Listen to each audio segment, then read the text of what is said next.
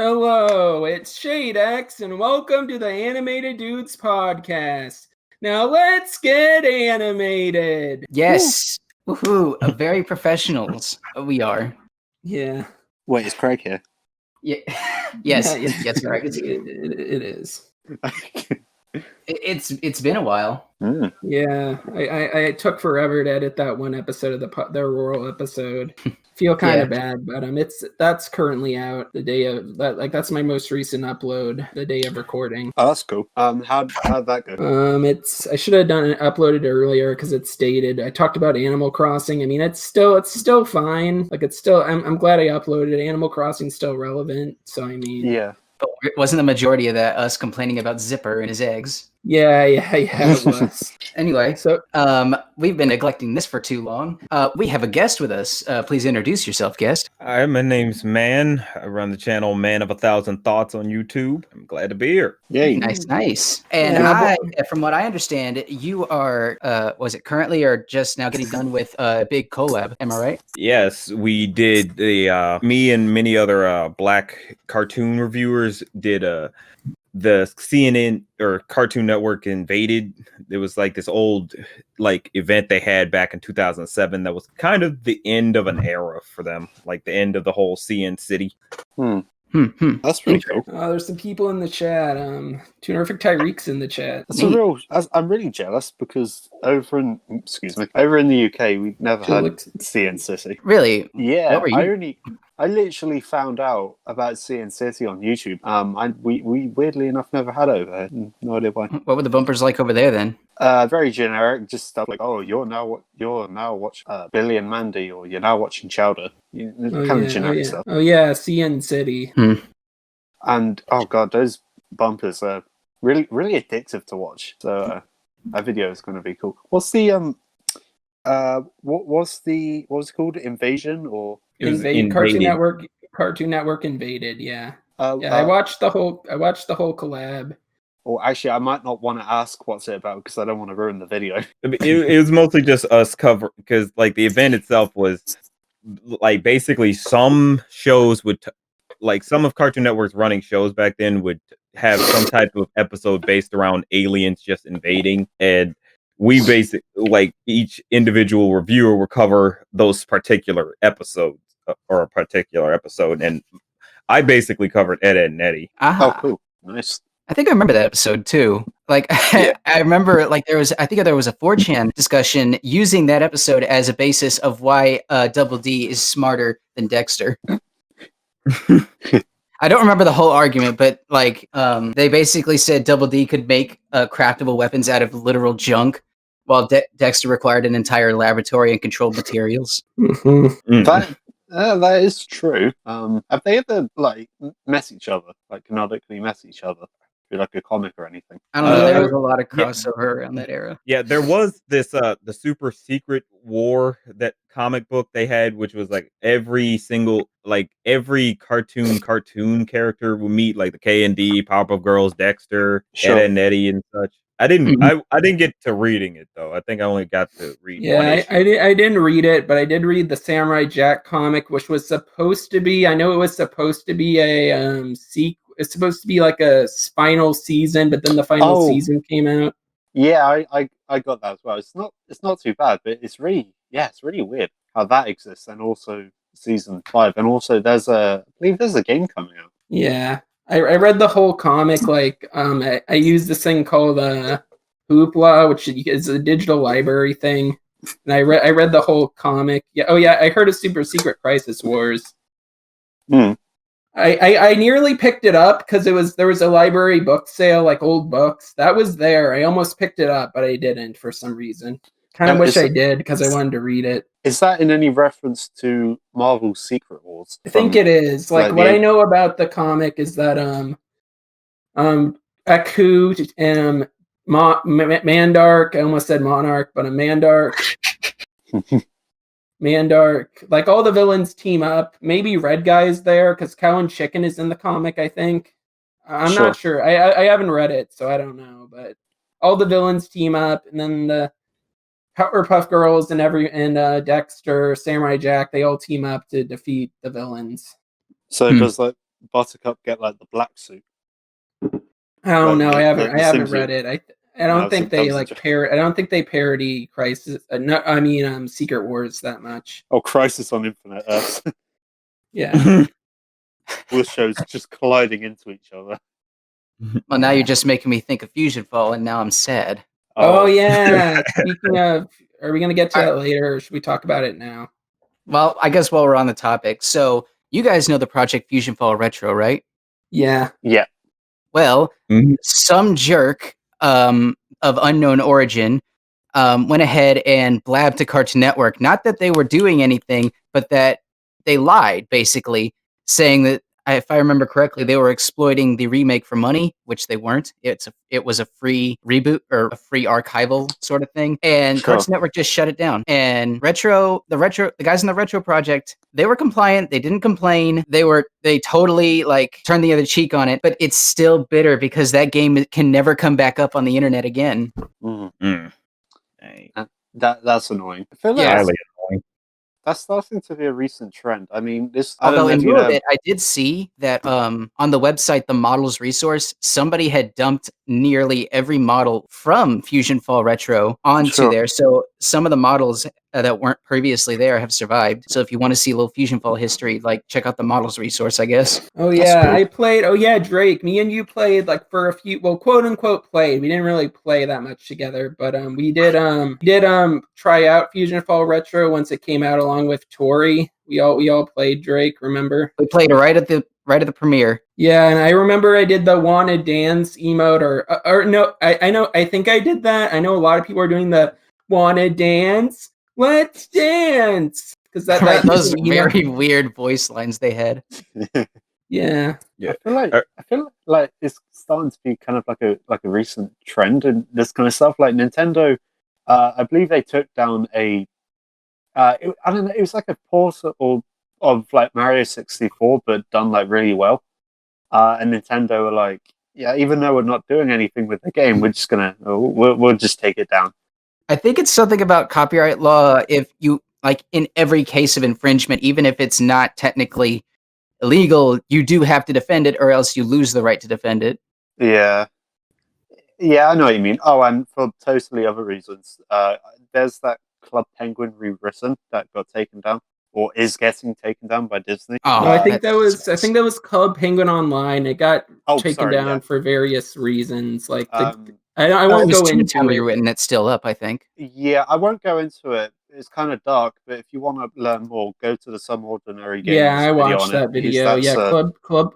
I mean, I'm pretty solid. checking. Yeah, Club Penguin Rewritten is still up, but with Okay. Club Penguin Online, they had ads. They were monetizing it, which is against the law. So that's why they took it down. And I think a whole bunch of other like Yeah, I terrible know. stuff, Yeah, there's but, other reasons which we won't yeah. get into. But yeah, just watch the video if you want to learn more about that. It's a pretty good video. Right, and well, I mean, it sucks, all that gone. But Yeah. I guess with all this free time, we can just like go back and finish our watch later stuff on our streaming services. Mm-hmm. All Right. 50. I love that transition work because we are talking about HBO Max that came out recently. Have you guys have you guys been using HBO Max lately? I got it free with AT&T, so I've been watching it lately, like Doom Patrol, that show. A new season's coming out this month. Cool. So sorry. Man, what have you been watching on HBO Max? I haven't gotten to get as extensive with it as I wanted to, but I managed to at least watch a little bit of the Looney Tunes cartoons that they had, the new ones, that is. Oh And yeah, how are those? so far, it's honest. It feels like a proper, genuine, like continuation of the legacy of Looney Tunes, like a proper evolution.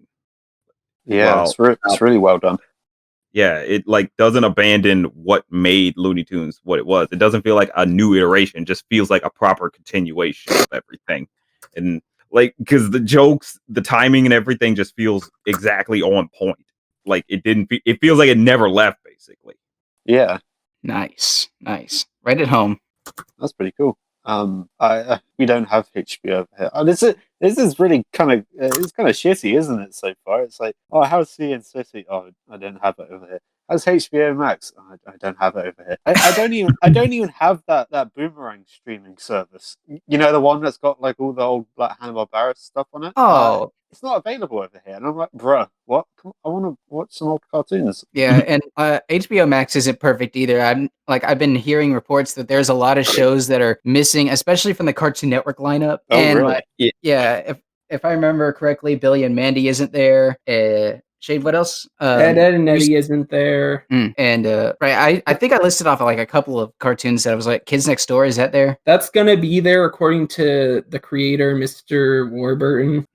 I know this might not be the case, and it's probably stupid, but is it a case because that they weren't made in-house? Like, Ed, Ed and Eddie was made by AKA Cartoons, which is like Canadian. No, it was on Net. I know it was on Netflix before the Cartoon Network. It was okay. Yeah, they had all the Cartoon Network shows on Netflix. I think it was weird though, like they didn't have all the seasons, but all the shows were on there. Oh, are they waiting for their contracts to expire so it can all go into one place? I know some cartoons are on Hulu, but what is weird is that Ben 10 is on Hulu and HBO Max, like all the Ben 10 shows. Well, the first two, oh no, Ben 10 and Omniverse are on Hulu, but all the Ben 10 shows are on HBO Max right now. It might be like a matter of like just settling everything in. But granted, we're like at least maybe 2 weeks out now, so I'm not sure. Maybe they're about to drop the rest, but I'm not entirely sure because I know like K&D, Ed and Eddie, and all that was basically confirmed to be coming to the service, but like I think they're just like waiting a bit, probably just to see who is where, like, or how many people they got actually watching it. Sure. Yeah, I feel like this is like a Nintendo Switch Online thing where they supply you some games and then they slowly add more as time goes on, and it's like, okay, that's great. Why wasn't this here from the beginning? But it's still not as good as like the previous Virtual Console. Like, where's like N64 games and where's like where's like GBA or just Game Boy games? I don't know. At this point, for Switch, I would ask, where's the GameCube stuff? Yeah, I feel like what Nintendo doesn't acknowledge that the GameCube exists. Yeah, I definitely want GameCube games on the Switch. Like, I don't know if they can emulate. Well, I'm sure it could emulate because, like, I'm pretty sure they could. I mean, either that or they'll do HD remakes and sell. They'll probably sell them full price though. Which I mean, I'm hoping it's like a $30, $40 thing since it's an old game. They're probably going to be full price if they do a re-release. I personally, I just don't think Nintendo really have an excuse because they have. I mean, especially with N64 because they got Doom 64 on there. Yeah. And I think Turok, I could be wrong. Yeah, those are third party though, so like the people who own the games can sell them. Well, my point is that they can run N64 games on it. They don't want to for some reason. Yeah, I think they're like slowly releasing. Like they just added SNES last year, so they might be working up the pipeline, or maybe they're planning on remaking something. I'm not sure. I know that should get closer and closer to the current gen. It's more likely like they did with Wind Waker. Like it's better just to give it a facelift than to just offer it for free for an online service. Yeah, N64. I know that's probably on the horizon after they like have enough SNES games because they had N64 emulation on the Wii U and Wii. So, yeah, that Virtual Console that was really cool. That kind of stuff.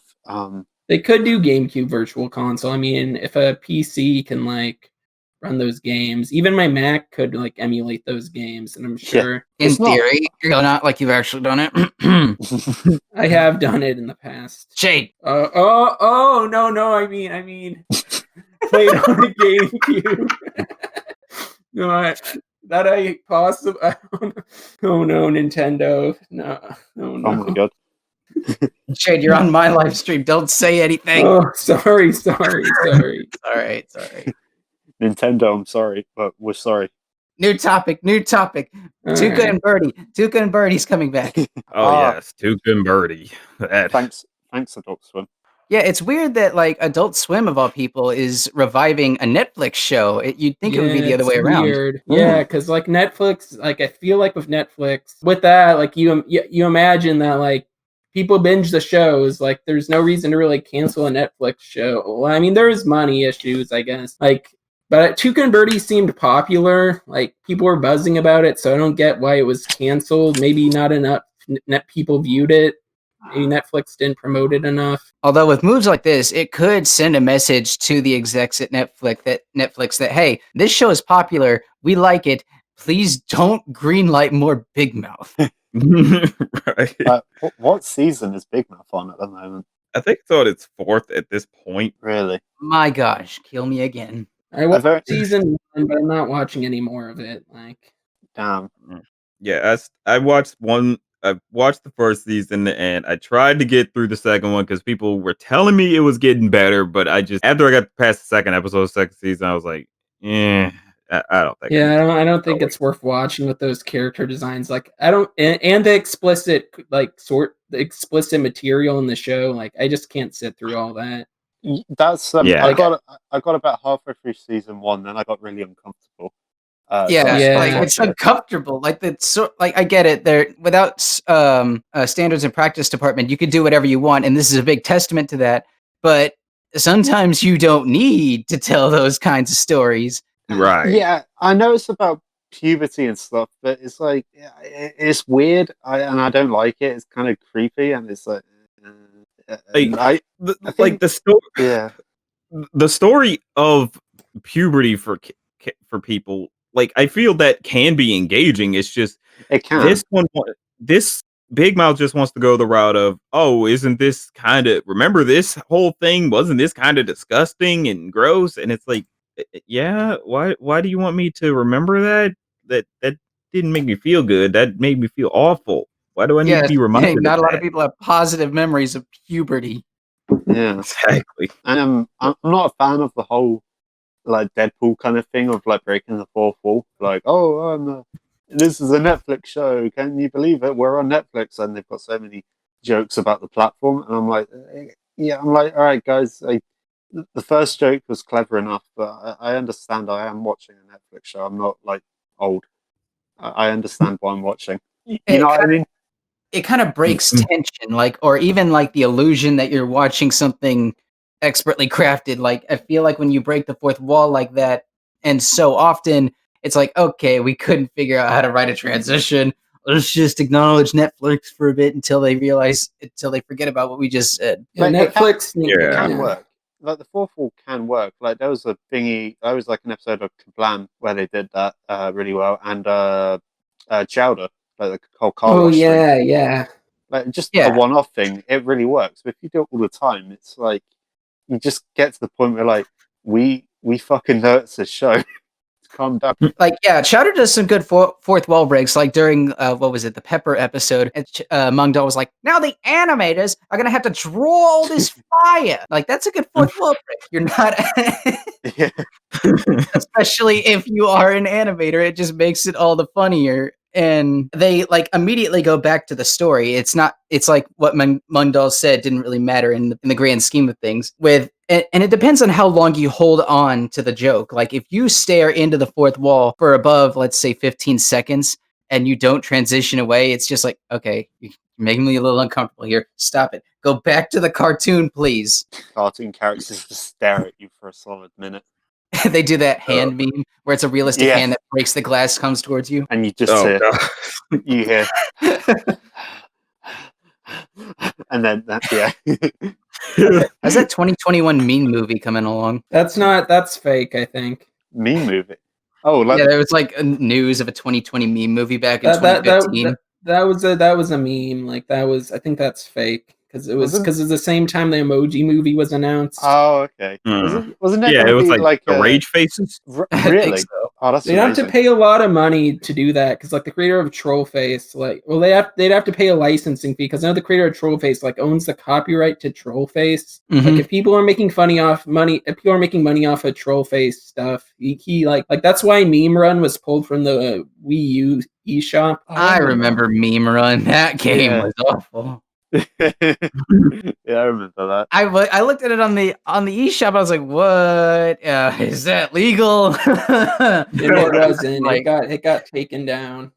Yeah, and I was right. It wasn't legal. I remember going on websites like Icon has cheeseburger.com and making like Rage comics. I'm thinking it's like the funniest thing. Same. I used to use iFunny all the time, to the point where I got 2.7k subscribers on there. Well, Congratulations. the meme master.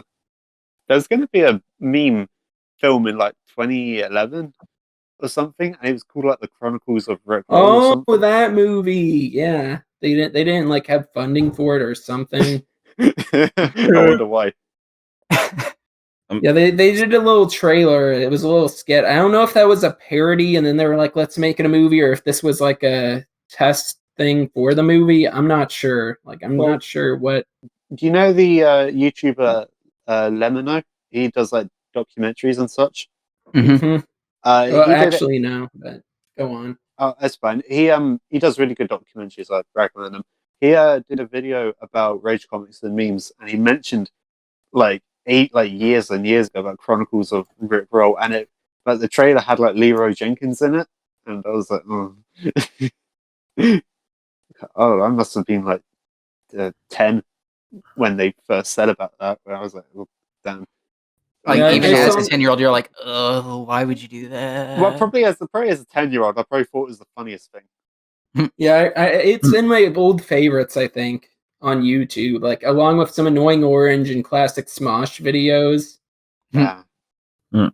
The Kings. Yeah, bringing I up used to some think- I used with to some think Ray Fred- William I used- Johnson there. Yeah, I Oh, used to yeah. think Fred was funny. I used to think that was super funny. He was on iCarly, so that automatically makes him funny. Yeah. I think that was the only time I actually engaged with whatever Fred was, because like I didn't watch any of his videos, but then I find out he's on iCarly, and I'm like, oh, this is Fred. I don't care for it. Yeah, I was much more enamored with the first 3 episodes of The Annoying Orange. That was a dark time. Oh, on Yeah. Cartoon Network. Oh no. Oh yeah. I remember that. The Annoying Orange show. I need to see how many seasons that went for. I I think think it only went for like 2. I think Tobuscus was on there as well. Oh yeah, Tobuscus was on there as like the main fruit stand guy. Oh, Yeah. Do you know Annoying they- Orange show. they Okay, still 2 do. seasons. 2 seasons with a total of 60 episodes. Okay. I could see Well, that. They, the Annoying Orange they still do stuff. Like, they still Oh yeah, do they that- still do things, and it baffles me as to why. Yeah. I mean, kids like memes apparently. So Yeah, like- like Annoying Orange is doing Let's Plays now. Like, I remember when Danebo like used to Oh, do like God. other stuff, the creator of Oh. Annoying Orange. Oh, I remember when I was like a lot younger. I was a dummy. And I thought Annoying Orange was like the funniest thing. So I remember looking into Danebo's like personal YouTube channel, and now I think a lot of it's like fucking awesome. But back when I was younger, a lot of it was like scary. There was one about marshmallows. It was like I think the title was something like Marshmallow Murderer or something. And I don't like this, but it's literally just, yeah, I saw that. I found it funny, I think. I found it weird. I find it really funny now, but I guess I was just way too sensitive to that kind of stuff. Oh yeah, he also did those Kool-Aid Man videos. Oh, yeah. I'm looking at his channel. I'm scrolling. Chuck Yeah. Norris versus Pac-Man. He did a bunch of Chuck Norris videos. Ooh, that Chuck Norris versus Pac-Man. Waka. I don't know why that became a meme. The whole Chuck Norris. I blame the Lemon Demon song, like the ultimate showdown of Ultimate Destiny. Fair enough. Yeah. Oh god. Old memes. Old memes are like the best and the worst. Yeah, but they have a legacy, but nowadays, like, all right, I have a theory about memes. Would you like to hear it? Yeah. Go ahead. All right. So, like, old memes like Rickroll and the Troll Face, they've stood the test of time and have been cultural icons for years on the internet. And nowadays, you see a meme and it gets old by the end of the week or the month. These are memes I like to call Mayfly memes because they live and die within the week. Sure. And what I'm thinking the reason is of course mainstream media. People have realized that if a meme goes on for too long, people are going to try and capitalize on it. And the internet collectively went, no, you can't do that, and we won't let you do that. So we're just going to like change trends every week. And I can think of the exact moment it started. You guys remember the meme Surprised Patrick? Yeah. Where he's is he like chasing after SpongeBob? No, it was that one frame from the SpongeBob SquarePants movie where his mouth was super wide open. Yeah, with the big gaping mouth. Yeah, and people would I know Photoshop him into GIFs where he probably wasn't supposed to be. Like on a girl's butt or something. Yes. Yeah, and I saw that. I remember seeing that. So what Nickelodeon did is, I can't remember when, but I remember the day it happened because I saw it live on TV. Nickelodeon made their own surprised Patrick GIFs and posted them on TV as a bumper. And right then, when that bumper went live, the meme died. Nobody wanted anything to do with it because, like, Viacom and Nickelodeon had every right to do it. They own the Patrick Star character, and they could do with it as they. But like, when you start making money off of a meme, or like when it's used for corporate use, automatically people don't want to associate themselves with said meme. Oh yeah, Viacom made a SpongeBob like toy line based on the memes. They did. And most of those memes that they used are no longer being used. Yeah. Now, that's a different situation when people are accidentally saying them. Like that one time, I think it was 4chan got Oprah to say over 9,000 penises. Oprah didn't realize what she was saying was a meme. Ergo, the opposite effect happened, and its popularity skyrocketed. But when you try to capitalize on it and you're a big company, you're immediately going to kill whatever you were trying to capitalize on. Yeah, I mean, that makes perfect sense because, like, it just doesn't feel as special anymore. It just feels like, oh, you're just pandering to us. Like and then you immediately don't want to interact with that meme because you feel like you're supporting it. I mean, when a corporation touches a meme, you're like, all right, it's dead. And that also explains why memes got more incomprehensible and vulgar. Remember Dicks Out for Harambe? Yeah.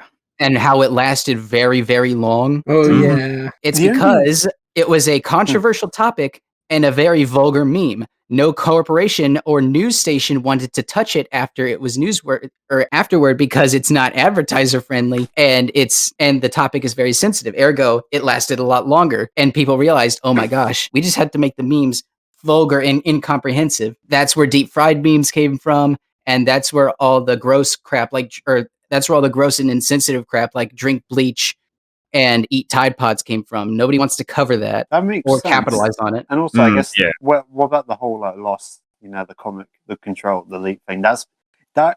It's very niche, and not a lot of people are going to get it. So ergo, it lasts a lot longer. There's always those wise guys that have to like make a meme, but inside it is like a Lost meme, like like the whole like panel structure of it. Yeah, and that's the thing. Like, you can insert Lost into something, and even if it's a corporate thing, you might not realize it at first, and even then, you have to question: did they do this intentionally? And that's why Lost is so like it still technically is here because it's sort of like a hidden meme, and sometimes it's accidental. And I think at the end of the day, you just got to realize how weird it is. The fact that it's a gaming webcomic that had a really serious and out-of-place story about a miscarriage, and people have been making fun of a miscarriage joke for about 10 years now. Yeah, that's what makes it obscure and untouchable by mainstream media. They don't want to cover that kind of thing. They're babies. The only like Lost comic I didn't like, well, because it ruined the point of the meme, was like this artist is good now, this cartoonist, but Adam he used to work for BuzzFeed. He did this comic where he said, "Nobody told me it was Donut Day," like for the first panel, but that gives it away because like Lost has no like dialogue, and that's the point of the meme. Yeah, you have to determine it by the panel structure and composition. Yeah, like there shouldn't be any words. Like people pointed that out on Reddit, but now he makes funny comics. Like I think it was after he left BuzzFeed that they started being funny. I don't remember, but R.I.P. BuzzFeed. Yeah. Right. Next here on this topics list, movies being delayed. What movies are being delayed, Shade? New Mutants. Wonder Woman was supposed to come out yesterday, I think, but that got delayed. When did that? Like, I can see it with all the like. It's postponed to August 14th. At one point, part of me says, okay, yeah, the virus, but at the same time, Scoob released online, and while the reviews were mixed, the views themselves were pretty high. Well, the problem is that with Universal, they released Trolls World Tour. It was a huge success, but it killed cinema. Yeah, now Regal and AMC first. They first said no, we're not playing your movies. Then Regal came and said we're standing with AMC and not screening your movies. So now, like, if I wanna, the ban is still in effect, I think, or will be in effect in the future. So After if 120 years, cinema dies to Trolls. Yeah, there's Regal Cinemas near my university. So like, if I want to see a movie with friends there, I can't because a big chunk of them won't be screening. I've heard like several news stories saying this movie industry and this movie industry won't, or like theaters specifically, like they won't make it through this pandemic because of like people are going to the movies and like things still need to be, like employees still need to be paid, the place still needs to be cleaned. There's a lot of costs that still need to be paid for, like the land and the electricity. AMC apparently recently said, the theaters said they have substantial doubt it can remain in business. So Oof. Dang. I feel like it's a necessary loss, because if we're going to like fully transition from screens to, or from like television to streaming, I feel like the biggest hitter to movie theaters would have to take the big hit first. Yeah. Because if movie distributors realize, hey, wait a minute, we could pay this massive amount of money to have our films screened in all these theaters, or we could pay this streaming service and just like give it to a wider accessible audience, because not a lot of people, myself included, really want to go to a movie theater to watch a movie and then wait later for it to come out on a streaming service. Cut out the middleman. Yeah, I actually do. Yeah. I actually do like the theater experience though. I do as well. Yeah, specifically, I go to Elmo Draft House occasionally. Like that's just a good experience. I think like you eat food there. I even like have a hard cider there every once in a while. It's a really good theater experience, and that's like closed for now. But I think they'll be able to remain in business compared to the other theaters because it's just a very popular chain theater. I kind of think the cinemas me and Draco are kind of referring to are like the regular ones, but those cinemas, it's like some experiences can be really shitty. Like you've either got like some kid like kicking your seat, or everything's sticky. Yeah, or when you're leaving the cinema, I absolutely hate this when you're walking out the cinema and then you look at the roads, like the aisles, and then there's just like popcorn everywhere on the floor. Like it's distasteful and it's a terrible mess to get out of. Yeah. I'm like, God, you animals. Like, you gotta take the good with the bad. And I feel like the only things that might survive out of the cinema are like 3D movies and IMAX. I remember seeing Kung Fu Panda at my local NASA Space and Rocket Center. They had this dome of a theater. It was a curved dome that you had to lean back in a nice, comfortable chair. You got 3D glasses, and it was like the best movie experience I've ever had. And I feel like this is the evolution of cinema. My 12-year-old self thought, and it never really took off. But like, I feel like if regular cinemas are going to die, I feel like those specialty cinemas, like the curved dome IMAX theaters and those specialized 3D movies, those might be what like stand in its place. Because if you're going to go, you might as well get the best experience possible. And that's something you can't really do at home unless you're like a millionaire. Yeah. Like home theaters exist. You can get a projector and stream Netflix off of that with popcorn and a big old rearranged couch and all that with your buddies. Yeah. You can basically get the theater experience at home. You can't get that IMAX experience anywhere else. Oh yeah, one time I remember my family, my parents have a friend, and at their friend's house, he has a HD like TV, and a home theater, like a big screen with a projector, and I watched regular show on the big screen. It was a weird experience. That's cool. Yeah. Like, but I can't afford that luxury of just having a big screen and like a big like home theater screen and a projector. Like, I do have an HD TV at home, so I can watch movies that way, which is good. But going to a movie theater, like a specialty theater, and like having the best experience possible is just a really fun thing to enjoy. Yeah.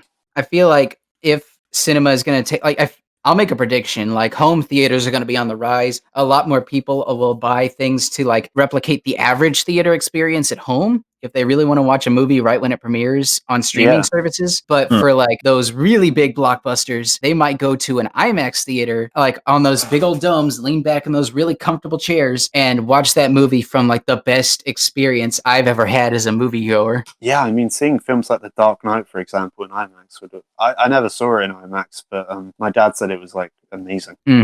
So yeah, you're definitely right. For those experiences, that IMAX is definitely worth it. But if you're more of if you want the cinema experience without people, and for it to be cheaper, then yeah, home cinemas, like you said, will probably be on the rise. Especially with the pandemic and more people, like I feel like more people are going to prefer like just releasing their movies on stream.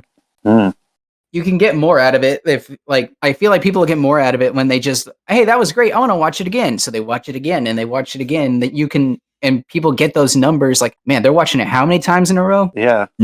I've learned from this whole pandemic that the world can, for the most part, function by staying at home. Like for me, for example, I've been working from home for like the past couple of months now, and to be honest, I actually kind of prefer it working from home because I'm kind of reclusive in that regard. But yeah, I don't know. It's different for people. It's just I don't know. I'd prefer it. I don't have a home cinema, but if I did, I'd definitely prefer that than going to the cinema, to be honest. Yeah, it's not that hard. It's like projector, check. White wall, maybe a a bed sheet tacked onto the wall, check.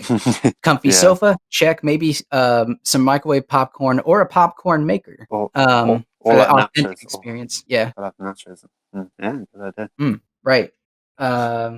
This is the part of the show where we talk about any interesting shows we've been watching. The most interesting I could think of is probably just recently I started getting into Scissor 7 on Netflix. It's like so crazy and over the top, but I honestly love it. Nice. Oh, what's it about? It's mainly about this guy who wants to become an assassin. He has no memory of like his past, and he figures being an assassin can help him figure out some of that stuff. But also, it's because he just kind of likes the glamour of it, pretty much. Like there's a lot of crazy stuff that ends up happening. Like his best friend is like a talking penguin or so. Like his first mission ends up being having to assassinate a dog because like his previous, or like the person who hired him was literally a cat that dated him, dated that dog, and it just wants revenge. All right, yeah, that does seem pretty crazy. Like it's friggin' nuts, but like it's really good, and it's animated like very well. It's a Chinese production, but it's done it's done in like this sort of sketchy style. So when fight scenes happen, they move very fluid, and it's just pretty awesome to see. It kind of has that feel of like No More Heroes. If you've ever played that game, yeah, I've heard of that game. Yeah, I want to play that. Oh yeah, the third game is coming out for Switch and pretty soon. I think this year. There's no announcement yet, though. Okay, I've been holding this in for a while, but speaking of Chinese animation, all right, let's move on. No, I watched it in advance for this podcast, so. Yes, I am going to gush and talk extensively about All Saints Street. I have not heard anybody talk about this show. It is amazing, and I like it a lot. And the intro is a real banger. And did I mention it's actually sung not by a human, but a Vocaloid? I didn't find that out until like last week. Wow, Vocaloid. Did not know that. All right, so so the show is All Saints Street. It's a Chinese animation based on, so it's actually called 1031 All Saints Street, which I believe in its original language, it was just Halloween Street, because every character is based on either a religious or a mythical monster, or or other thing. Like the main character is a demon, and he roommates with a vampire, a mummy, a werewolf, and an angel. And it's basically a slice of life show with a lot of really sweet moments. The webcomic it's based off of is more straightforward. The main character, Bao, forget his last name. Or no, it was Neil Bauman. Like he's more of a straight man in the comic, but in the web cartoon, and this is a web cartoon, actually, not a full production or an anime, I don't think, but it's classified as a web cartoon. They basically turned Neil from a straight man into basically this slightly dumb or out of touch sweetheart, and like they did remove some characters. I'll get into it if I ever make a video about it, but it's really nice, and or as opposed to the webcomic, it's still a very nice, a very well written webcomic, and I am excited to see what things they'll incorporate, because they don't follow it beat for beat. They actually change up some things. Some characters are cut, some events are moved around, and obviously there's a big design shift. They went for like a lot of soft lines, like they went with colored outlines instead of just solid black, which I liked. The style is really smooth, and you can tell it's in like some sort of vector program like Toon Boom. But the movements are so smooth, and when they need to, very actiony, snappy. Yeah, I really liked what I saw of All Saints Street. Like it's a cute show, like really wholesome show, despite like having demons in it. Yeah. Oh, and by the way, did I mention that Hell is canonically Australia? Like I'm not kidding either. In the webcomic, they literally fly the Australian flag in representation of Hell. Oh yeah, and I checked the YouTube comments. Someone mentioned that Heaven is in Canada, right? I don't know. Because there was a Canadian flag near Lynn. Someone said this in the YouTube comments. I haven't read the webcomic, so I don't know. But I didn't see any mentions of Canada, although the characters that were cut were a Japanese cat girl who was an alcoholic and an American zombie who wanted to be an actor. Oh yeah, there were. I noticed there was a zombie in the chat in the first episode, because there's a group chat in the first episode. There's like a bunch of action. That first episode is action packed, like the cold opener. Then it's just slice of life after that. Yeah, although if you go to episode 12, there is something there that makes me very concerned. I won't spoil anything. Oh yeah, that was concerning. But yeah, please check out All Saints Street. It's amazing, and I might make a video on it if I ever get this script done. I think you should. Yeah. You sound quite passionate about it. So I did. I'm doing a video on it, which will be out before this podcast. But it'll be short. It's gonna be short. Off who? I know. I just got inspired. I want Shade to make a video on it. More exposure, more people watching All Saints Street, and the more likely they'll get a second season. Yeah, there's only one review of it, and I really want this show to go to the West. And I really want some of that All Saints Street merchandise, because it exists, but it's only in China. Wait, you can't think rationally. You have to go by Channel Awesome's policy of, if one critic reviews it, then another can't. Wait, that was a Channel Awesome rule? That was a Channel Awesome rule? I don't actually think it was real. That was more of a joke. It was basically just the Doug Walker thing of what I don't know, why was that a thing of he would review something, and then if another person tries to review it, he would get a little bit uppity with them. I don't know. Either way. Yeah, watch All Saints Street. It's really good. Yes, watch Saints Row. That's a good. Yep. But yeah, that song is stuck in my head. I really like that song. Theme for All Saints Street. Right, Lori, what have you been watching lately? Weirdly enough, not a lot of Netflix stuff. Or actually, no, I did get around to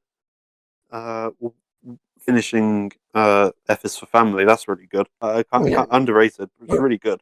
Really good show. I need to get back into F is for Family. I watched the first 2 seasons. Really liked them. And funny story, like I was watching season 1 again. I played F is for Family on Netflix, thinking that it was gonna go straight to season 2, but I watched season 1 all over again. So I'm like, these plot lines are very similar to season 1.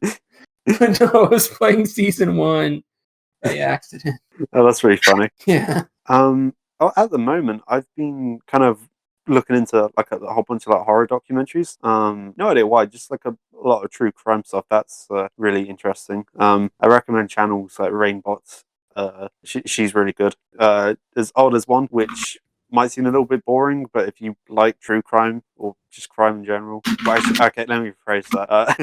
If you like crime in general, if you like that kind of stuff, then there's someone called Jim Can't Swim. He does really good documentaries about criminals and such. All cheery, optimistic stuff. It's all good. It basically, if you like that kind of stuff, if it's fascinating to you, then I'd recommend that. Oh, and channels like Nexpo, Blame It on George, all those great people. Yeah, Neat. yeah. Mm-hmm. Anyway, that put a sour taste in it. So are we doing questions? Right. We have. Or wait. No, we don't have questions. People are just messing around in the chat. Okay. I'll do a ping in the Discord. I already did. All right. Professionalism. We are very professionals here. We are. Shade might be prepared to cut audio out from the podcast. Okay, so I should edit out me. So I just edit out the part where I say possibly about the emulation. I don't think Nintendo cares. Yeah. I mean, if Aaron from Game Grumps did it, I think you're fine. Like, I think it was in like a Christmas. Well, okay, fair enough. I don't think it was Nintendo, but Aaron from Game Grumps got caught using an emulator in one of his things, and I don't see any company having a gripe with him. So, oh, we actually have a question from Geek Tunes. It's for Mann. Mann, what made you come up with the black and white aesthetic for your videos? ooh, The black and white is mainly because I always enjoy like that type of aesthetic from like older movies. Like I just always enjoy those dark tones and that cool atmosphere that you can get from like old black and white 50s movies and such. It was just mainly that. oh, that's awesome! Like a film noir kind of thing. Yeah, like I just always enjoy the film noir aesthetic. Sure. Oh, that's really cool. Yeah, I really like the aesthetic of your videos. Like it's where does it take place? Like a theater or something? Like a jazz lounge, pretty much. Yeah, jazz lounge. Yeah, that's a cool aesthetic. I like it. That sounds really comfy. Yeah. It's not thankfully it's not like a Mr. Enter kind of thing with like a detective, which I kind of wish he did more film noir kind of stuff. I don't know. That's just me. But yeah, no, that's really cool. So like inspired by just black and white films in general, or Yeah, just kind of inspired by that genre film. sure. Have you seen the film? A film you might like, or you probably may have seen it. Have you heard of Ed Wood before by Tim Burton? Yeah, I heard of Ed Wood. I saw clips of it. I never fully sat down to watch it though. I recommend it. It's really good.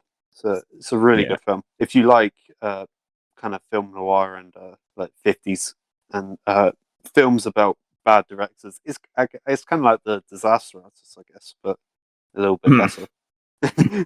Yeah, I've been meaning to get to some of those type of movies, so I'm probably gonna check that out soon. Cool. We got another question from Dino57. Do you believe the main problem in the animation/movie industry as a whole is trying to make as many objects appear in their work into mass-produced toys? Example, making a figure out of a popular character. Yeah, I think in the 90s, the 80s and 90s, that they're trying to make toys a big deal in the shows, but now like in the 2020s. Well, I do see like somebody pointed out to me that How to Train Your Dragon, I think the third one, a lot of their character designs more looked like toy designs than anything. Right. Yeah, I mean, with movies, there's definitely toys in mind, like for sure. But with streaming and all that, like they make shows to be like shows that you can watch. Like I'm not seeing a lot of toy lines for cartoons lately, or maybe I just haven't been looking for them hard enough.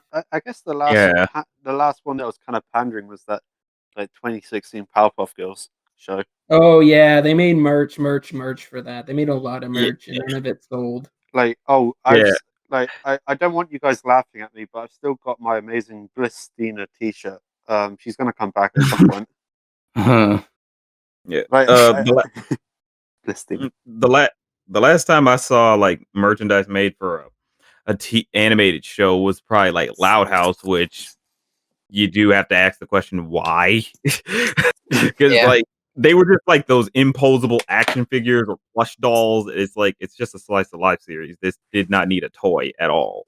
And I don't think I don't know if they still sell those anymore, but it was just kind of obvious that like in this day and age, most people aren't trying to consider toys anymore because it's just like, what's the point? No one really buys toys. You could just make an app for a game, and kids will probably likely play that. Yeah, although what I do want to see happen more with like more high profile shows isn't really like toy, but like those like high end quality toys, like collectible things, like vinyl things. Sort of like vinyl, not pop vinyls. Oh, no, not, like definitely not. Yeah, no. Actual like they care about the product, like on model vinyl figures that you could display on your wall and be super proud of. Like something from like Kid Robot, for example. Sure, yeah. Like I'd love more of that. Like if I saw a Megas XLR figure, it looked like the most accurate thing I've ever seen, but it's $5,000. Oh, on eBay. Yes, it's that one on eBay that's been there forever. I've seen that. Well. I want that, but it's just so pricey. Like I remember someone on YouTube did a review of it. He got it for real cheap, apparently. Like it hurts so bad because it looks like it looks to be about what, a foot tall, maybe. 8 inches. They made them for Comic-Con, and it's just so frustrating because Mega XLR is one of my favorite shows, and I would love like a 3D reference model, like the most accurate model I think I've ever seen, just to like pose it in different directions so I can draw it. If you buy it, didn't the guy say it'll come in like a shipping container or something, like a really like sturdy? I'm like, yeah. Okay. So there's a Mega. So out of box, it's $4,750. Still pricey, like way too pricey. Same price. But luckily there is a Megas XLR pen because it's like you can't get any Megas XLR merch. A pen. Yeah, it looks. They can't even make a keychain. I remember they said, like, I think on the Toonami Aftermath Toonami Faithful podcast. Oh yeah. On the Toonami Faithful podcast, they said even if you wanted to make a keychain, it'd take a lot of paperwork. So it's probably like worth getting any Megas XLR merch you can get. That's a real shame. Yeah, I agree with Drake. It was a really cool show. Yeah, I'm wondering if it can go on streaming though, since I know Symbionic Titan that was written off. That just popped on Netflix randomly. I feel like it's because Gendy's got more power than the guys who created Megas XLR, which is like sad. But yeah, like they probably pulled out the paperwork just to get it on Netflix. Though it can air on Cartoon Network. Like if anything's written off, it can still be like some other studio can take it, or like the network, and they just can't air it on Cartoon Network. Like or make merch, I guess, but they can still put it elsewhere. One of my favorite shows by the guys who did Megas XLR was gotta be MTV Downtown, which like no one talks about anymore, which is a real shame. Do you know about that show? Yeah, I had to do. Yeah, someone requested me to do that back a while ago on my Patreon, and like as I watched it, I was like, oh, so it's all improvised, and I like that like that easygoing feel of it. Anything can kind of happen. Like I kind of like that aspect to it. Sure. Yeah, it's a very chill show. So that and Undergrads, like both of those MTV kind of shows are like really peaceful watch. Yeah, Underground is coming back for a movie, I remember. Yeah, it is. He somehow got movie rights from MTV. That was probably a long legal process, but I'm glad he did it. I'm sure he must have been very happy when he got that back.